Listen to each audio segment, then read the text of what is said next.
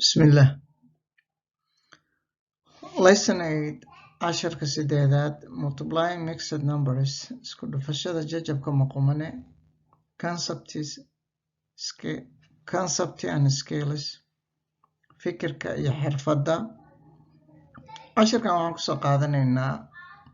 qaybtan hore aan kusoo bandhigaynaa inaynu horta fikirka iyo xirfadda fahanno. maxaa loo baahan yahay marka la isku dhufanayo mixed numberska? waxaan u baahannahay inaynu marka hore fahanno maxay ku kala duwan yihiin mixed numberka iyo jajabka improper fractionka, ama mixed numberka ah oo jajabka isku dhafan iyo jajabka maqumane. kow haddaanu tusaale ka bilaabno aan ku eegayno jajabka mixedka ah ama jajabka isku dhufan say u kala egyihiin labadooda. saddex loo qaybshay afar waa jajab isku dhafan.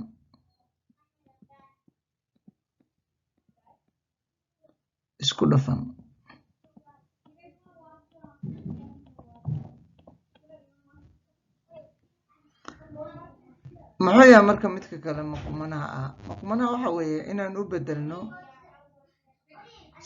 sareeyaho weyn hooseeyaho yar. marka saddex marka lagu dhufto afar lagu daray waxaa soo baxaya saddex lagu dhufto afar, ama afar lagu dhufto saddex lagu daray saddex waa 15 loo qaybshay afar. kani waa jajab maqumane. jajab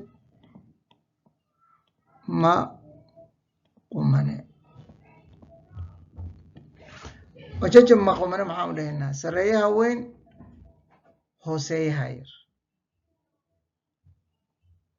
kan qumana muxuu yahay? waa markii sareeyuhu yar yahay hooseeyuhuna weyn yahay. waxaan u baahannaha marka in aynu fikirka iyo xirfadda aan marka hore aan qorno.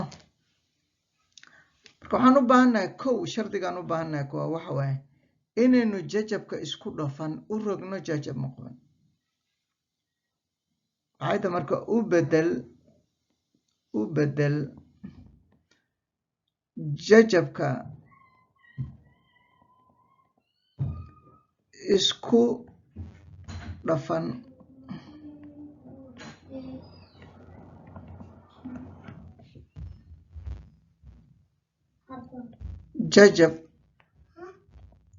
jajab maqumane. waa fikirka koowaad. fikirka labaad wuxuu yahay markaa bedesho tallaabada labaad aad qaadayso ama xirfadda labaad aad qaadaysa waxay tahay isku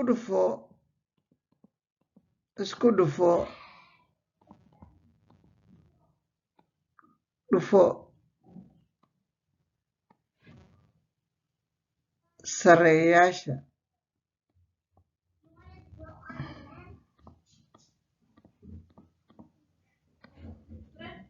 oo u qaybi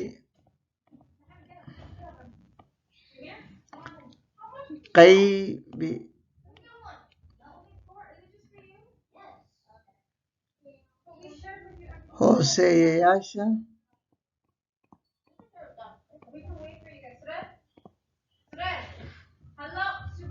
oo aad isku dhufato. waa xirfadda labaad. saddexaad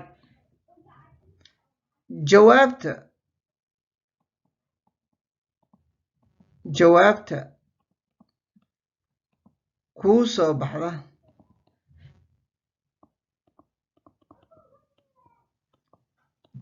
waa jajab maqumane.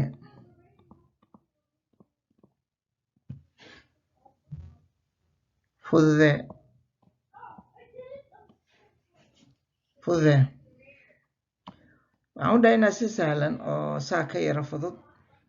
waxaan leenahay fududee jawaabta jajabka muqumana kuu soo baxday fududee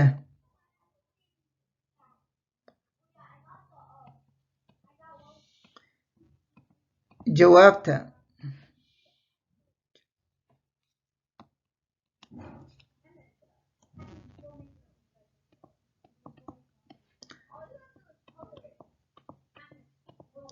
jajabka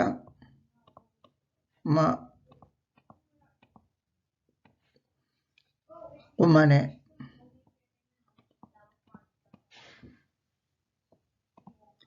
ee kuu soo baxday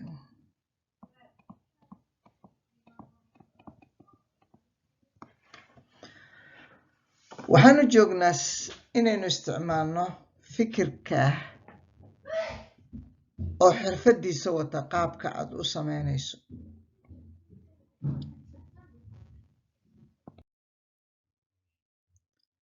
halkan waxaan haysanaa laba tusaale oo aan ku cabiri doono hawsheena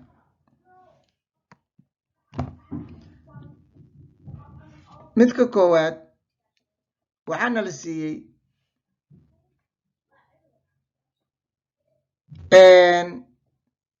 saddex halo iyo bar mid kalena waxaana la siiyey hal afar loo qaybshay shan annagoo isticmaalayna fikradihii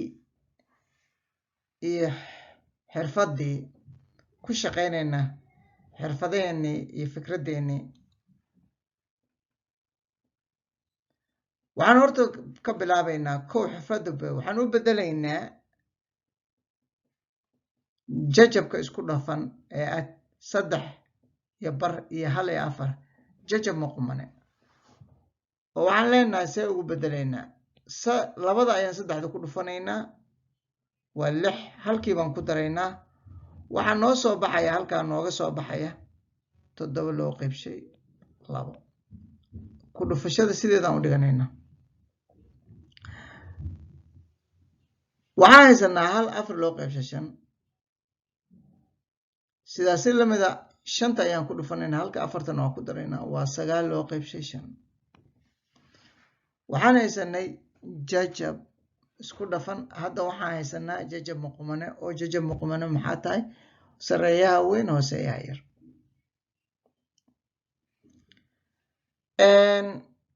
labadan fraction cusub aan soo saaray ayaan kor u rarayaa waxaan leeyahay 7 loo qaybshay 2 lagu dhuftay 9 loo qaybshay 5 waxaan isku dhufanayaa sidii hore oon sheegnay xirfadda labaad isku dhufa sareeyaasha waa 7 lagu dhuftay 9 hooseeyaashana isku dhufo lagu dhuftay 5 maxaa noo soo baxay 7 lagu dhuftay 9 waa 63 loo qaybshay 2 lagu dhuftay 5 waa 10 waxaan u soconaynaa fikirka saddexaad oo na oranayay fududee jajabka maqumanaha kuu soo baxay haddaan dib yar inii ku celiyo hadalkan meesha aan ku qorayo oo calaamadda aan saarayo greenka ah oo qaybtan guduudka ah waa fikirka koowaad fikirka koowaad weeye kana waa fikirka labaad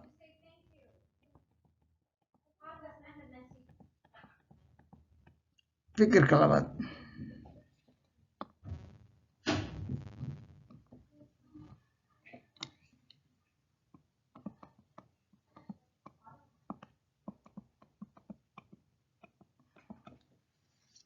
ka hadda ka shaqeynayna waa fikirka saddexaad haddaynu ku cabirayno qaabkeena marka maxaanu hadda haysanaa 63 loo qaybshay 10 sidee baan u fududaynaynaa waxaan u fududaynaynaa waxaan isticmaalaynaa xirfadda qaybta dheer oo waxaan isu qaybinaynaa 60 iyo 3 baan 10 u qaybinaynaa meeqa tobnaad baa 63 ku jira waa 6 lix ku dhufa 10 waa 60 saddexna waa hara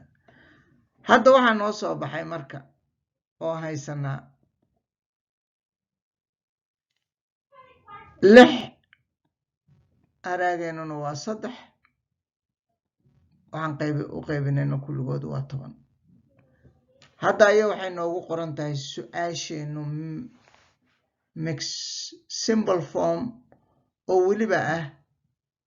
jajab isku dhufan ama jajab fudud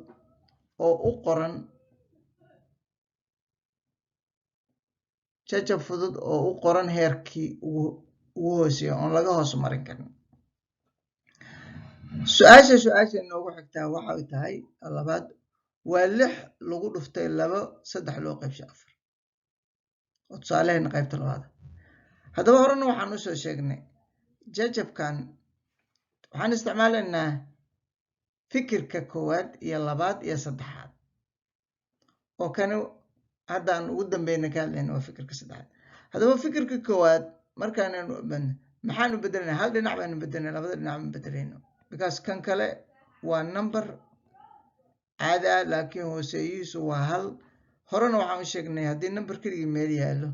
hooseeyuhu waa hal mar kasta marka isagoo hadda wuxuu u qoran yahay jajab maqumane kan u qoran jajabka isku dhafan ayaan waxaan u qoraynaa jajab maqumane oo maxaan leenaha 4 lagu dhuftay 2 lagu daray 3 oo maxay noqonaysaa waa 11 loo qaybshay 4 calaamadii ku dhufashada sida soo qara karna horena soo guuri waxaa noo soo baxay jajabka noocana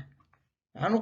rarayaa kor oo waxaan leeyahay 6 loo qaybshay 1 lagu dhuftay 11 loo qaybshay 4 6 iyo waxaan isku dhufanayaa 11 ka aad oo ah fikirkeennii labaad ama aragtideennii labaad 1 iyo 4na waa isku dhufanayaa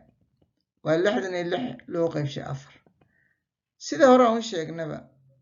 waxaanu isticmaalaynaa qaybta dheer si aan u fududeyno qaybteena waa 66 loo qaybshay 4 waxaanu marka hore isu qaybinay 6 iyo 4 hal baa u gala waa 4 ka goo 6 4 waa 2 soo deji 6dii kore meeqaa u gasha waa 6 ku dhufo 4 waa 24 maxaa ku soo horay 2 halkan waxaan ku qorayaa marka aan soo rarayaa 66deedii oo loo qaybshay 4 sababtoo ah shaqadan hadda skillkan ama xirfaddan waxaan u isticmaalayaa si aan wax u fududeeyo waxaa ii soo baxay halkan waxaan idhi meeqaa ku jirta afraad 64 waxaan helay 16 inay ku jirto maxaa ii soo haray 2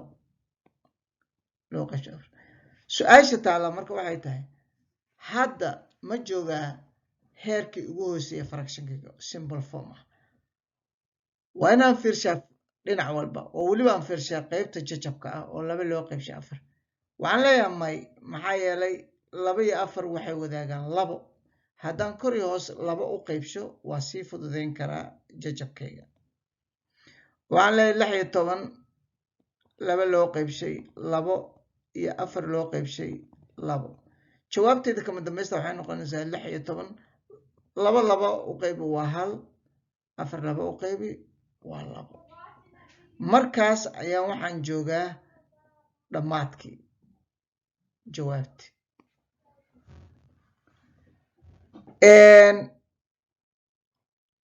kaasi waa tusaalahayga labaad sida la isugu dhufto mixed number ama jajabka isku dhufan laakiin su-aasha labaadi ma aha jajab labaduba isku dhufan mid baa wuxuu yahay improper fraction ama jajab maqumane iyo jajab isku dhufan waxaan u gudbaynaa tusaalaheena xiga kan oo ah masalo bejka 70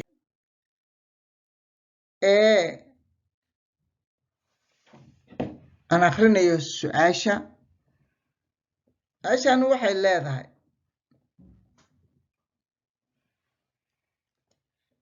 masaladan waxay leedahay Jason wants to build 5 shelves each measuring 334 feet long. How many feet of shelving board will he need? markii aan furfurayno masalada noocan oo kala ah waxaan u baahanahay ugu horeynba qaybna waa xog aruurin qaybna waa xalin marka horta waxaan ku hormarayaa qaybta xog aruurinta oo masalada la siiyay xogta aan haystay iyo waxa la weydiiyay ayaan horta diyaarinayaa sidee baan u diyaarinayaa horta hore waxaan sameynayaa kow in aan sawiro haddii aan awoodo masalada inaan sawir sameeyo sawirkaas aan ka cabir qaato oo maxay tahay marka sawir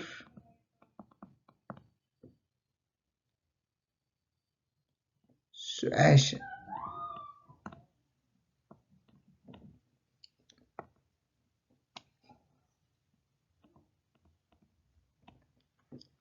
ama samee muuqaal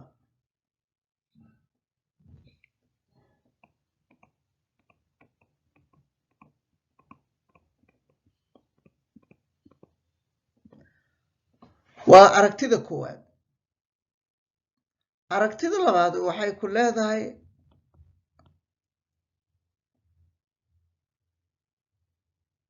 qor waxa xog lagu siiyay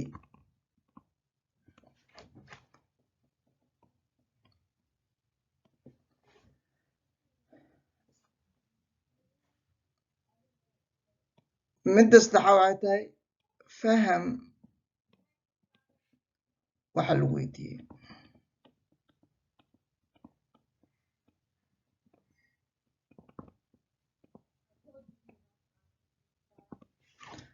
horta waxa ugu muhiimsan waa qaybtan koowaad oo xog ururinta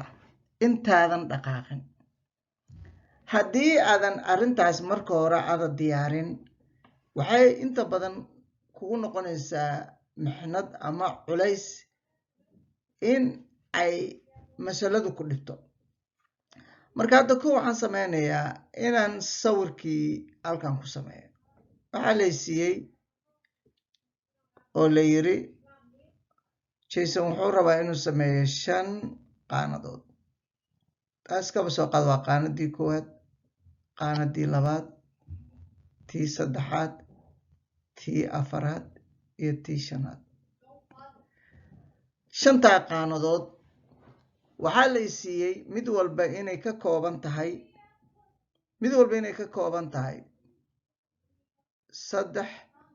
3 loo qaybsho 4 feet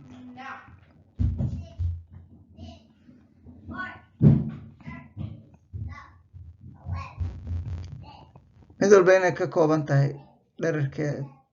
jooggeedu intaas 3 feet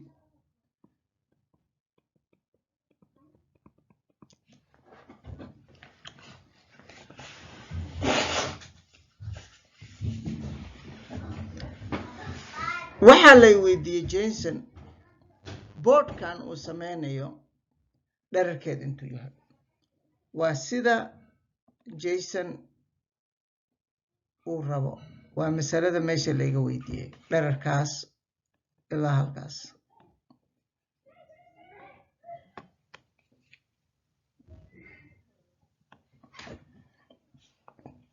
waa jooga oo dhan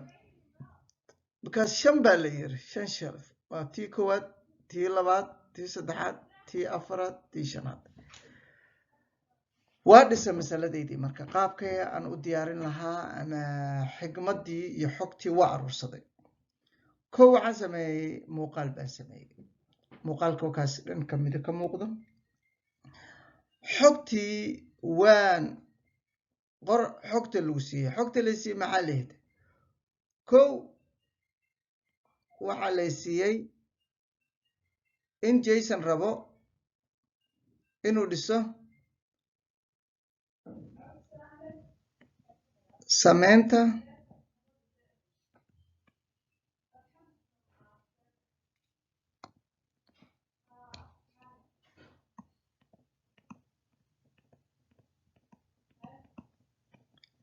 shan qaanadood.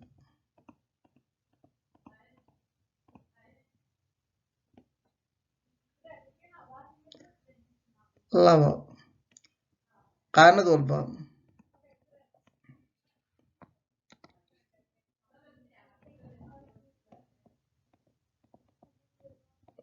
waa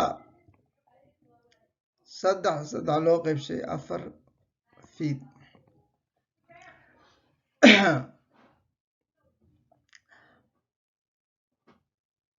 shelfinka qaanada ama sanduuqa intuu dheri leegyahay laga rabaa.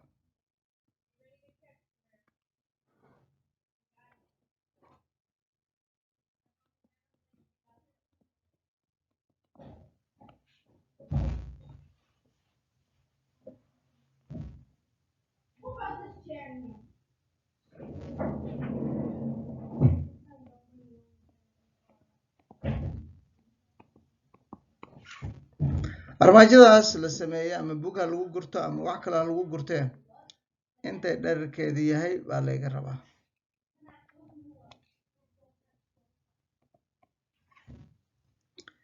seebaan u heliya marka maadaama aan ogahay 5 qaanadood inay tahay sidii hadda aan ka hadlaynay khibrad daan leeyahay waxa weeye khibrado badan baan garanayaa ama skill badan baan garanayaa. haddaan rabo inaan joog soo saaro 5tayda number oo aan ogahay qaanad walba inay tahay 3 loo qaybay feet baan isu geynayaa dhammaantood waxaana ii soo baxaya joog intuu yahay. waxaase ka sahlan maadaama casharka inta aan ku baranayna isku dhufasho inaan isku dhufto oo ah xalintii inaan hadda u gudbo xalinta. waxaan sameynayaa 5 ayaa waxaan ku dhufanayaa 3 loo qaybshay 4. hore waxaan usoo sheegnay qaabkan inuu noo yahay qaabka numberkan hal numberaa ka hooseeya waa naqaanaa kan baan u bedelaynaa waa 4 lagu dhuftay 3 lagu daray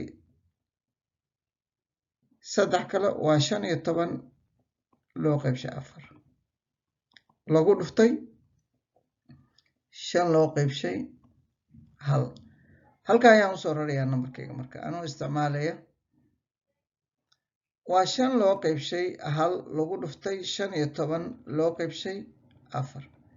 waxaan isku dhufanayaa sareeyaasha 5 lagu dhuftay 15 1 lagu dhuftay 4 maxay soo baxaya haddii aan isku dhufto 15 iyo 5 oo halkan ku qorto 5 ku dhufo waa 25 laba wadataa 5 ku dhufo 1 waa 5 labadii ku dar waa 7 marka waxaa haystaa 75 loo qaybshay 4. haddaan loo isticmaalo qaabka aan hadayta isticmaalayn oo isu qaybsho 75 iyo 4 aan isticmaalayaa kalar kale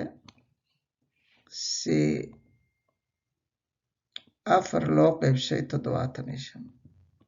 hal u geli waa 4 3 5 soo degso 8 u geli waa 32 3 oo haraaya ku saartay. waxaan haystaa marka hadda inaan ogaaday in meeqa 4 baa ku jirta 18 baa ku jirta maxaa soo haray 3 4tii loo qaybshay markaan 18 3 loo qaybshay 4 iraahdo waa number caadi ah cabirkayga unitkii baa ka maqan oo muxuu yahay waa feet waa inaan feet raacshaa markaas ayuu numberkaygu macno leeyahay oon dhihi karaa dhererka sanduuqa kan ama armaajadani waa 18 saddex loo qaybshay 4 feet long. inta waxaan raacinayaa halkaas ayay horta su-aasha ku egtahay jawaabteedu. meeshan waxaan raacinayaa anoo color kala isticmaalayo exerciseyada waxyaabo aad ku arki doontaan. exerciseka waa iska caadi, ka shaqayn buu idinka rabaa, laakiin midkan pageka 71 waxaa ku jira erey oranaya off. sida masalada koowaad oo kale waxay leedahay 5 loo qaybshay 6 off 1.5.